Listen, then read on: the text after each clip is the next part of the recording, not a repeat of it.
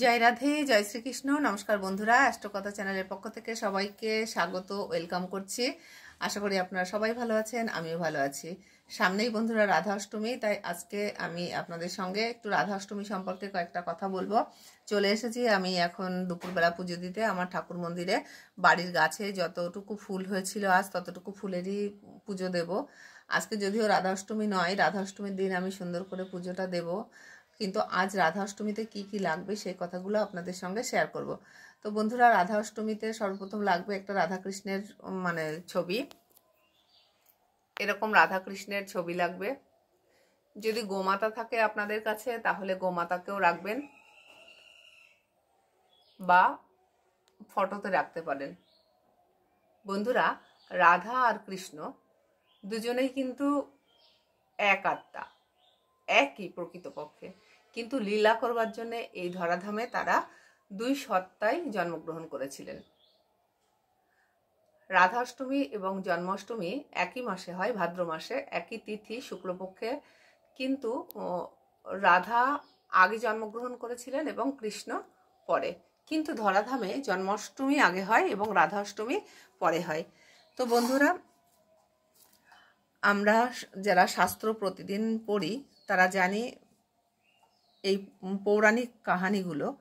তো আমি অত কাহিনীতে আজকে যাচ্ছি না, শুধু বলছি যে রাধা অষ্টমী আপনারা প্রত্যেকে পালন করুন এবং আপনাদের বাড়িতে যাদের সুখ শান্তি সমৃদ্ধি সমস্যা আছে, টাকা পয়সার অভাব আছে, স্বামী স্ত্রী এবং বাড়িতে যাদের মিলতাল নেই সংসারে, যারা প্রেমিক প্রেমিকা বন্ধু, যাদের সাথে সম্পর্ক, প্রেমের সম্পর্ক ঠিক করতে চান, তারা সবাই কিন্তু এই রাধা অষ্টমী ব্রত পালন করতে পারেন। শাস্ত্রে কথিত আছে জন্মাষ্টমী বারবার করলেও যদি কেউ একবার রাধা অষ্টমী করে তাহলে কিন্তু সে অনেক জন্মের একাদশীর ফল লাভ করতে পারে।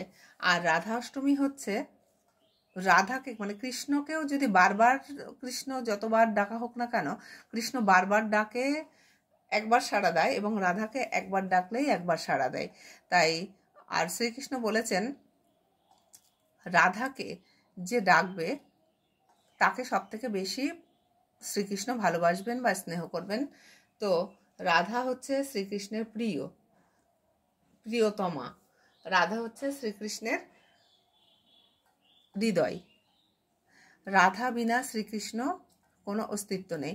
তো বন্ধুরা, এক্ষেত্রে একটা কথা বলি যে আমাদের শাস্ত্রে দেখা যাচ্ছে যেমন রাম নবমী যখন হয় তখন সীতারও কিছু আমরা পালন করি, যেরকম সমস্ত দেবদেবীর সঙ্গে, দেবতার সঙ্গে দেবীদের একটা কিন্তু সম্পর্ক থাকে সেই মাসে বা কাছাকাছি সময়, কোনো এক সময়। তো বন্ধুরা, আপনারা একটু খোঁজার চেষ্টা করুন যে আপনার জন্মতিথির সময় বা আপনার ডেট অফ বার্থের কাছাকাছি কারা জন্মগ্রহণ করেছেন, আপনার কোন প্রিয়জন, তাহলে যে মনে করবেন যে আপনাদের, এই ক্ষেত্রে কিন্তু একটা টোটকা বলি, আপনারা বুঝতে পারবেন যে আপনাদের সঙ্গে তাদের জন্মান্তরের সম্পর্ক, সে মা বাবা ভাই বোন যেই হোক না কেন, বন্ধু বান্ধবী, তো প্রেমিক প্রেমিকা স্বামী স্ত্রী, তো তাহলে বুঝতে পারবেন যে আপনাদের জন্মান্তরের সম্পর্ক। তো রাধা অষ্টমীতে কিভাবে পুজো করবেন? রাধার প্রিয় ফুল হলো সাদা ফুল, সাদা রঙের ফুল। তো রাধার যে সমস্ত প্রিয় সেই সমস্ত জিনিস দিয়ে, ফুল মিষ্টি ফল এই সমস্তগুলো দিয়ে কিন্তু আপনারা রাধাকে পুজো দেবেন। আর যদি কেউ অন্ন প্রসাদ দিতে চান তাহলে বলবো অন্ন প্রসাদ অবশ্যই দিতে পারেন রাধা অষ্টমীর দিন। রাধা অষ্টমী পালন করতে হবে কিন্তু দুপুরবেলা, সামনের বুধবার 11ই সেপ্টেম্বর দুপুরবেলা রাধাষ্টমী পালন করতে হবে। কারণ রাধা যেহেতু মধ্যাহ্নকালে জন্মগ্রহণ করেছিলেন, দুপুরবেলা, তাই রাধার পুজোর নিয়ম হলো দুপুরবেলা। রাধাষ্টমী পালনের নিয়ম দুপুরবেলা 10টা থেকে 12টার মধ্যে। যারা উপোস করবেন এই রাধা অষ্টমীতে, তারা যারা পূর্ণ দিবস উপোস করতে পারবেন তাহলে তো খুবই ভালো। কিন্তু একটা কথা বলবো বন্ধুরা, আপনারা যারা পূর্ণ দিবস উপোস করতে চাইছেন তারা একটু মানে ডক্টরকে দেখিয়ে নেবেন আপনাদের স্বাস্থ্য কেমন আছে, মানসিক শারীরিক স্বাস্থ্যটাকে ঠিক রাখতে হবে। উপোস করতে গেলে এই রাধা অষ্টমী পালন করার নিয়ম কিন্তু নির্জলা। যদি আপনারা নির্জলা উপোস করতে পারেন তো খুবই ভালো, আর যদি না পারেন তাহলে ফল খেতে পারেন, ফলের রস খেতে পারেন, এবং জল ওষুধ যাদের খেতে হয় শারীরিক কারণে তারা ওষুধপত্র খেতে পারেন, তাতে কোনো অসুবিধা নেই। আর বন্ধুরা যারা মনে করছেন যে আমরা শারীরিকভাবে মানে না খেয়ে থাকা খুব সমস্যা, তাহলে তারা হাফ বেলা মানে অর্ধেক দিবস আপনারা উপোস করতে পারেন। সকাল থেকে উপোস করে থাকলেন নির্জলা, 12টার মধ্যে পুজো দিয়ে দিলেন, তারপর পুজোর প্রসাদ সবাইকে বিতরণ করে আপনি অন্ন সেবা নিয়ে নিতেই পারেন। তাহলে আপনার কোনো অসুবিধা হবে না, কোনো পাপ হবে না, এমন কথা শাস্ত্রে বর্ণিত আছে। তো রাধার উপোস আপনারা অবশ্যই করবেন। রাধা কৃষ্ণ হচ্ছে জন্ম জন্মান্তরের বন্ধন। রাধার অষ্টমীর দিন আপনি কৃষ্ণের যা যা প্রিয় জিনিস রাধারও কিন্তু সেই একই একই জিনিস প্রিয়। তো আপনি যদি রাধার ওই দিন একটা বাঁশি দিতে পারেন, মানে কৃষ্ণ যেমন বাঁশি বাজায়, মানে যে কৃষ্ণের বাঁশি কিন্তু রাধার সব থেকে প্রিয়, তো সেই বাঁশরই যদি আপনি রাধাকে দান করতে পারেন, মানে পুজোতে দেন ওই দিন, সে কাঠের হোক কিংবা আপনার রূপোর হোক, যেমনই পারেন, যদি একটা বাঁশি দেন রাধাকে তাহলে রাধা প্রচণ্ডভাবে খুশি হবে। ওই দিন যদি গোমাতা আপনাদের থাকে, মানে গোমাতার কোনো মূর্তি বা পিতলের গোমাতা বা পাথরের গোমাতা, তাহলে গোমাতাকেও কিন্তু আপনারা স্নান করাবেন, মানে অভিষেক করানো যাকে বলে, অভিষেক করাবেন অর্থাৎ স্নান করানো। তো এই রাধা কৃষ্ণকেও কিন্তু আপনি স্নান করাবেন অর্থাৎ অভিষেক করাবেন পঞ্চামৃত দিয়ে। পঞ্চামৃতটা আগেই তৈরি করে নেবেন। পঞ্চামৃত কি দিয়ে তৈরি করা হয় সেটা নিশ্চয়ই আপনারা প্রত্যেকে জানেন, আমি আমার আগের অনেক ভিডিওতে বলেছি, লাইভে বলেছি, তাছাড়া আজ আবারও বলছি। পঞ্চামৃত হলো দধি, দুগ্ধ, ঘৃত, মধু এবং শর্করার একটা মিশ্রণ। দধি মানে দই, দুগ্ধ মানে দুধ, ঘৃত মানে ঘি, মধু মানে আপনারা সবাই জানেন যেটা হানি, সেই মধু, এবং দধি, দুগ্ধ, ঘৃত, মধু, শর্করা। শর্করা হলো মিষ্টি, সেটা মানে মিষ্টি। আপনারা চিনি দিতে পারেন, বাতাসা দিতে পারেন, মিষ্টি দিতে পারেন, একটু সন্দেশও দিতে পারেন, দিয়ে একটা পিতলের অথবা তামার ঘটি নেবেন, তার ভিতরে ওই সমস্ত কিছু অল্প অল্প দেবেন, তার মধ্যে একটু গঙ্গার জল দেবেন, একটা তুলসী পাতা দেবেন, দিয়ে আপনারা একটা চামচ দিয়ে পুরো ভালো করে ফেটাবেন। তুলসী পাতাটা দেওয়ার আগে ফেটাবেন, ফেটিয়ে একটা তুলসী পাতা দেবেন, দিয়ে এইটা আপনি ডাইরেক্ট ওই তামার ঘটি, এরকম এরকম তামার ঘটি, এটা পিতলের ঘটি, আর এরকম তামার ঘটি, এই পিতল কিংবা তামার এরকম যে কোনো ঘটি নিতে পারেন, তার মধ্যে ওই পঞ্চামৃতটা মিশাবেন। মিশিয়ে আপনারা কিন্তু জল শঙ্খের উপরে, এই যে জল শঙ্খ, এই জল শঙ্খের, এটা আমি প্রতিদিন ইউজ করি, জল থাকে তাই এর ভিতরে একটা আয়রনের দাগ হয়ে গেছে। তো এইরকম একটা জল শঙ্খ, সে ছোট হোক বড় হোক, তার ভিতরে নেবেন সেই পঞ্চামৃত, তাতে একটা তুলসী পাতা দেবেন, দিয়ে কিন্তু আপনারা স্নান করাবেন অর্থাৎ অভিষেক করাবেন। তো যাদের এরকম ফটোতে যারা অভিষেক করাবেন তারা কি করবেন, একটা থালার উপরে বা একটা পুষ্পপত্রের উপরে বা একটা যে কোনো পাত্রের উপরে আপনারা এই ফটোটাকে বসাবেন, তার উপরে একটা মানে পদ্ম ফুল তৈরি করবেন চন্দন দিয়ে, লাল চন্দন বা শ্বেত চন্দন যাই হোক দিয়ে একটা মানে শতদল কমল তৈরি করবেন, মানে পদ্ম ফুল, বা আপনারা অগ্র বা তিলক মাটি দিয়েও, এরকম অগ্র, এই হচ্ছে অগ্র বা তিলক মাটি, অগ্র আর তিলক মাটি একসঙ্গে মিশিয়েও আপনারা কিন্তু শতদল কমল তৈরি করতে পারেন। যে পাত্রে আপনারা মানে অভিষেক করাবেন সেই পাত্রে করে তার উপরে একটু ফুলের পাপড়ি দেবেন, একটু সেন্ট দেবেন, তুলসী পাতা দেবেন, গঙ্গার জল দেবেন, দিয়ে তার উপরে ফটোটা বসিয়ে আপনারা এই ফটোর উপর দিয়ে স্নান করাতে পারেন, করিয়ে একটা পাত্রে ভালো করে মুছিয়ে নেবেন। আমি মুখেই বলে দিচ্ছি, যেহেতু আজকে রাধা অষ্টমী নয়, আমি আজকে পুজোটা সেইভাবে করছি না, শুধু আপনাদের বলার জন্যই বলছি। তো আপনারা ভালো করে স্নান করিয়ে অর্থাৎ অভিষেক করিয়ে মুছিয়ে নেবেন, এবং যদি আপনাদের কাছে গোমাতা থাকে, গোমাতাকেও ঠিক একইভাবে অভিষেক করাবেন। প্রথমে শ্রীকৃষ্ণকে অভিষেক করাবেন, তারপর রাধাকে অভিষেক করাবেন, তারপর গোমাতাকে অভিষেক করাবেন। আর যদি গোমাতা না থাকে তাহলে কোনো অসুবিধা নেই। যদি কারোর গ্রামের সাইডে বাড়ি হয় বা কেউ যদি কোনো মানে জ্যান্ত গোমাতা পান, তাহলে সেদিন তাকে একটু সেবা দেবেন, জল আহার দেবেন বা কিছু খাদ্য তাকে খাওয়াবেন। একটা ফুলের মালা তার গলায় পরাতে পারেন, একটা চন্দনের টিপ তার কপালে দিয়ে আসতে পারেন, পায়ে প্রণাম করতে পারেন, যদি হ্যাঁ সে মানে গোমাতা না গুতায়। তো আর এগুলো আপনি সবই আপনার মূর্তি কিংবা যদি ফটো থাকে সেই গোমাতার সঙ্গেও করতে পারেন। ফটোর গোমাতায় তো আর আপনি ছবি সেইভাবে গলায় ওই আপনি মালা করে সেইভাবে গলায় পরাতে পারবেন না, কিন্তু ফটোতে দিয়ে দেবেন। তো সেইভাবে প্রথমে শ্রীকৃষ্ণ, তারপর রাধা, তারপর গোমাতাকে আপনি অভিষেক করাবেন। করানোর পরে তারপরে আবার গঙ্গার জল দিয়ে অভিষেক করাবেন, করিয়ে পুরো ফটো হোক বা মূর্তি হোক মুছবেন। মুছে তারপরে আপনি ফুলের মালা, খুব সেন্টেড, যেমন রজনীগন্ধা বা বেলফুল বা যে কোনো এরকম সেন্টেড সাদা ফুলের মালা আপনি রাধাকৃষ্ণের বা রাধার গলায় পরাবেন, গোমাতাকে দেবেন। এবং সব রকম ফুলই আপনারা সেদিন ব্যবহার করতে পারেন পুজোতে, কিন্তু সাদা ফুল অবশ্যই অবশ্যই সেই সঙ্গে দেবেন, সেন্টেড দেবেন। এবং গোলাপ জল, এবং এরকম গোলাপ জল দশকর্মার দোকানে কিনতে পাওয়া যায়, সেরকম গোলাপ জল আপনারা দেবেন। অগুড়ো আর এই অগুড়ো আর তিলক মাটি আর হচ্ছে চন্দন, শ্বেত চন্দন, লাল চন্দন, সব রকমের মিশ্রণ তৈরি করতে পারবেন। কপালে ফোঁটা দেবেন, আর নিজের কপালেও একটা ফোঁটা দেবেন, রাধাকৃষ্ণের কপালে দেবেন, গোমাতার কপালে দেবেন। দিয়ে আপনারা যখন রাধাকৃষ্ণকে অভিষেক করাবেন, তখন কিন্তু আপনারা যদি মন্ত্র জানেন, সেই মন্ত্র, অভিষেকের মন্ত্র বলে আপনারা স্নান করাবেন। তা না হলে মনে মনে হরে কৃষ্ণ মহামন্ত্র জপ করতে করতেও আপনারা স্নান করাতে পারবেন। ওই দিন ভাগবত গীতা পাঠ করতে পারেন, হরিনাম করতে পারেন, কীর্তন করতে পারেন, বা আপনারা কোনো শাস্ত্র অধ্যয়ন করতে পারেন। গরিব দুঃখী মানুষদেরকে অবশ্যই অবশ্যই ওই দিন যতটা সাধ্যমতো আপনারা খেতে দেবেন, সেবা দেবেন, প্রসাদ দেবেন, তাদের পাশে দাঁড়াবেন, সাহায্য করবেন। তাহলে রাধা ভীষণভাবে সন্তুষ্ট হবেন। এবং আপনার বাড়িতে বা আপনার জীবনে যদি কোনো গরিবই থাকে, কোনো অর্থের অভাব থাকে, তাহলে কিন্তু সেক্ষেত্রে সে অর্থের অভাবটা দূর হবে। আর বন্ধুরা, একটা কথা বলি, এই রাধা অষ্টমীর দিন কিন্তু আপনারা অবশ্যই অবশ্যই করে কিন্তু রাধা অষ্টমীর দিন ঘিয়ের প্রদীপ জ্বালাবেন, পঞ্চপ্রদীপের আরতি করবেন। আর মানে আরতি যা যা করতে হয়, অ্যাকচুয়ালি তো রাধাকৃষ্ণকে পুজো করতে গেলে কৃষ্ণের নিয়মে রাধাকেই পুজো করতে হয়।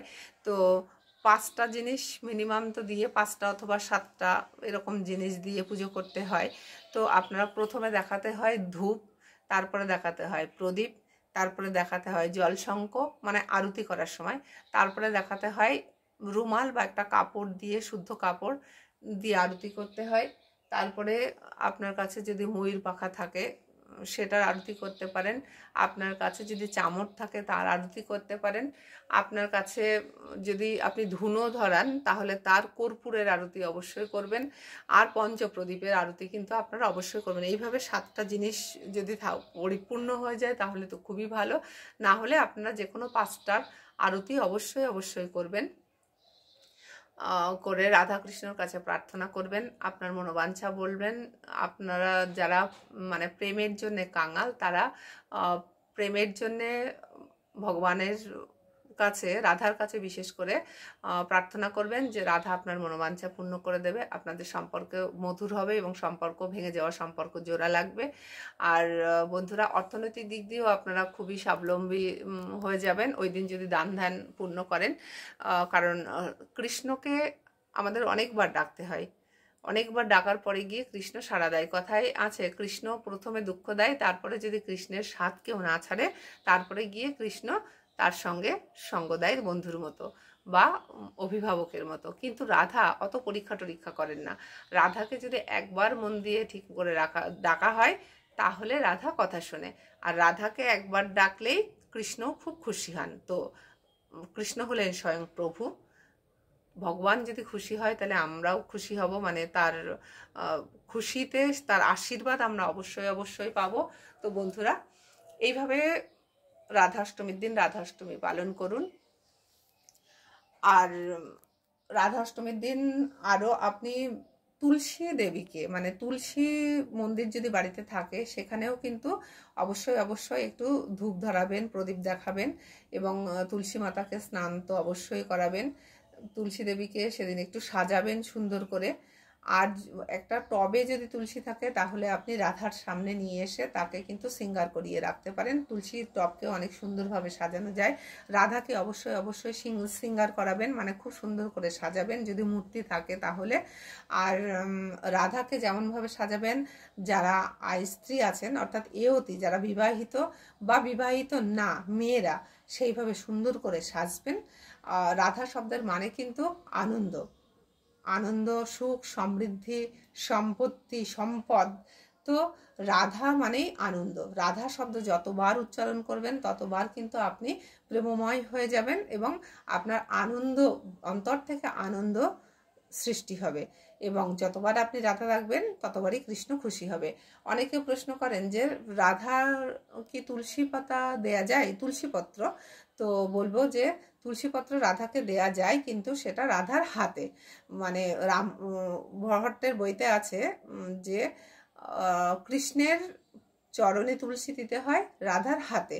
তো যদি মূর্তি হয় তাহলে তো অবশ্যই আপনারা রাধার হাতে তুলসী দিতে পারছেন, কিন্তু যদি ফটো হয় সেক্ষেত্রে তুলসী রাধার হাতে দিতে পারলে দেবেন, না হলে রাধার বুকেও তুলসী দিতে পারেন। কারণ মানে যেহেতু কৃষ্ণ তুলসী পছন্দ করে, তাই কৃষ্ণের সমস্ত পছন্দই হচ্ছে রাধার বুকের মধ্যে আটকানো থাকে। তো বুকে আপনি অবশ্যই অবশ্যই তুলসীকে দিতে পারেন। তো বন্ধুরা, এইভাবে রাধার প্রিয় জিনিস, মানে কৃষ্ণের যা যা দিয়ে আপনারা জন্মাষ্টমীতে পুজো করেছিলেন সেই সমস্ত জিনিসই আপনি রাধাকে দিতে পারেন। যারা জন্মাষ্টমী পালন করেননি তারাও কিন্তু শ্রী রাধার রাধা অষ্টমী পালন করতে পারেন, তাতে কোনো অসুবিধা নেই। আর রাধা অষ্টমী পালন করতে গেলে আগের দিন নিরামিষ খাবেন এবং পরের দিনও নিরামিষ খাবেন। পরের দিন হচ্ছে পারণ, বুধবারে, মঙ্গলবারে যেহেতু অষ্টমী পালন হবে তাই বুধবারে পারণ। যারা পূর্ণ দিবস উপবাস করবেন তাদের জন্যে। আর যারা অর্ধ দিবস উপবাস করছেন তারা তো দিনে একবার ভাত খাবেন, অর্থাৎ অন্ন। তো চেষ্টা করবেন সেদিন অষ্টমীর দিন একবারই অন্ন সেবা নিতে, বারবার নেবেন না। আর পরের দিন যারা পূর্ণ উপবাস করবেন তারা পরের দিন সকাল 9:30টার মধ্যে আপনারা মানে অন্ন আগে পুজো দেবেন মন্দিরে, দিয়ে তারপরে অন্ন সেবা করে নেবেন। সেই ক্ষেত্রে আপনাদের উপোস তাহলে ভঙ্গ হবে। আর বলবো যে রাধাকে আপনারা কি কি আরও দিতে পারেন, মানে রাধা কৃষ্ণের পুজোয় কিন্তু কচু শাক, যারা অন্ন সেবা দেবেন বিশেষ করে তাদেরকে রিকোয়েস্ট করব, তার যদি সম্ভব হয় আপনারা কিন্তু অবশ্যই অবশ্যই কচু শাক বা কচুর যে কোনো একটা নিরামিষ আইটেম, আপনারা কিন্তু কচু শাক দিলেও, কচু রান্না করেও আপনারা সেবা দিতে পারেন। মিষ্টান্ন দিতে পারেন, লাড্ডু দিতে পারেন, নারকেলের তালের বড়া দিতে পারেন, এই সমস্ত দধি দিতে পারেন, মাখন দিতে পারেন। মানে কৃষ্ণের যা যা পছন্দের জিনিস সেগুলো রাধারও পছন্দের জিনিস, তাই বারবার মনে করিয়ে দিচ্ছি। সেক্ষেত্রে এই সমস্ত জিনিস দিয়ে আপনারা রাধা কৃষ্ণকে পুজো দেবেন, মানে রাধা অষ্টমীর দিন রাধাকে পুজো দেবেন। তো রাধাকে যখন পুজো দেবেন স্বয়ং শ্রীকৃষ্ণকেও তো স্মরণ করবেন।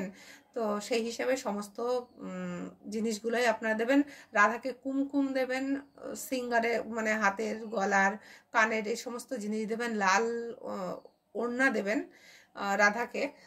তো নতুন বস্ত্র দেবেন রাধাকে, দিয়ে একটা সুন্দর করে একটা আসন সাজাবেন।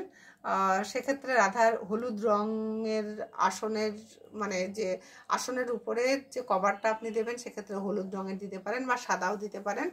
তো এইভাবেই আপনারা রাধাষ্টমীতে রাধা এবং কৃষ্ণকে পুজো করবেন। আর হরে কৃষ্ণ মন্ত্র অবশ্যই অবশ্যই জপ করবেন, হরে কৃষ্ণ মহামন্ত্র। বন্ধুরা, হরে কৃষ্ণ মন্ত্র রাধাকৃষ্ণের একটা মূল মন্ত্র। শেষে আপনি কৃষ্ণকে পুজো করতে পারবেন, মানে মন্ত্র বলে কৃষ্ণের প্রণাম মন্ত্রটা আমি বলে দিই যে হে কৃষ্ণ করুণা সিন্ধু দীনবন্ধ জগৎপতে গোপেশ গোপিকা কান্ত রাধা কান্ত নমস্তুতে। সেরকম রাধার মন্ত্র যদি আপনার জানা থাকে আপনারা অবশ্যই রাধার মন্ত্রটা বলবেন। আমি রাধার মন্ত্রটা মুখস্থ করে রাখিনি, আমি মানে বিশেষ বিশেষ দিন আমি দেখেই বলি, তাই এইখানে উচ্চারণ করে বলতে পারলাম না। আমি পরে রাধার মন্ত্রটা বলে দেব।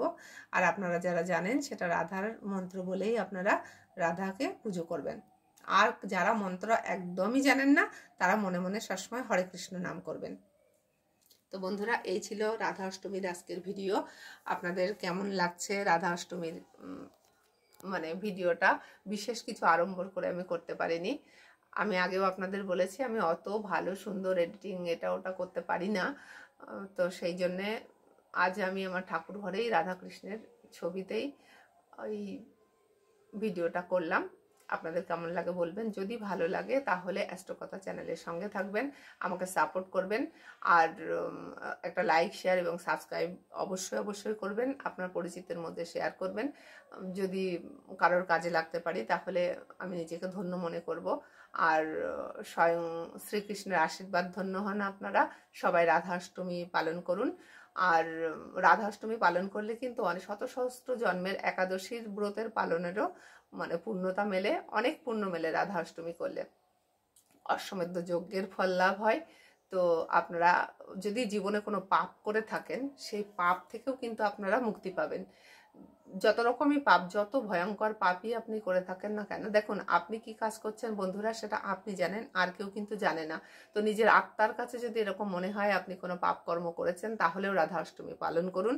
তাহলে আপনার সেই পাপ থেকে আপনি মুক্তি হতে পারবেন এবং মানে ইহলোক ত্যাগ করার পরে সেই স্বয়ং ভগবানের কাছে আপনারা পৌঁছে যেতে পারবেন, ভগবানের পাদপদ্মে আশ্রয় পেতে পারবেন। তাই রাধা অষ্টমী পালন করুন বন্ধুরা। তো আপনারা রাধা অষ্টমীর দিন বিশেষ করে এমন যে বিরাট মানে আড়ম্বর করতে হয় তাও কিন্তু না, বিনা আড়ম্বর করেও কিন্তু আপনারা রাধা অষ্টমী পালন করতে পারবেন। তো বন্ধুরা, এই ছিল আজকের বিষয়, আপনাদের সঙ্গে শেয়ার করলাম রাধা অষ্টমীর কথা। আরও অনেকেই শেয়ার করছে, আপনারা নিজেরাও অনেক কিছু জানেন, তবু আমি যতটুকু জানি আমার একটু মনে হলো যে একটু বলি, একটু ভালো লাগলো তাই বলছি। তো বলছিলাম যে যদি আমার কথা আপনাদের ভালো লাগে তাহলে অ্যাস্ট্রোকথা চ্যানেলের সঙ্গে থাকবেন, আমাকে সাপোর্ট করবেন। আপনাদের সাপোর্ট আমার অত্যন্ত প্রয়োজন। আর আমি যেহেতু অ্যাস্ট্রোলজি করি এবং দৈবিক তন্ত্রের কাজ করি, তাই যদি আপনাদের কখনো মনে হয় যে আমাকে প্রয়োজন আছে তাহলে অবশ্যই আমাকে ফোনে কন্ট্যাক্ট করবেন। অবশ্য যাদের প্রয়োজন তারাই ফোন করবেন, আর অকারণে আমি ফোনে বেশি কথা বলি না। তো বন্ধুরা, আমার ফোন নাম্বার হলো 8670690426, 8670690426। তাহলে বন্ধুরা সবাই ভালো থাকেন, সুস্থ থাকেন। নেক্সট পর্বে আবার দেখা হবে। All the best. Hare Krishna. জয় রাধে, জয় রাধে, রাধে রাধে।